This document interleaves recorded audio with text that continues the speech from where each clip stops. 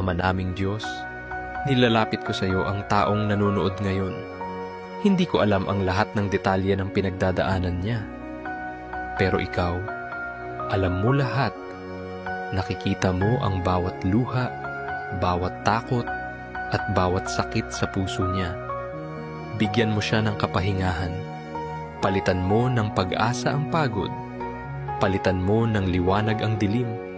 Palitan mo ng kapayapaan ang kaguluhan.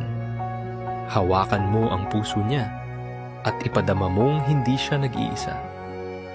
Panginoon, ilapit mo siya sa mga tamang tao. Bigyan mo siya ng lakas para muling maniwala na may magandang bukas at hindi pa huli ang lahat. Sa pangalan ni Jesus, Amen. Kung ramdam mong para sa iyo ang panalangin to, i-like mo ang video, i-share mo ito sa iba.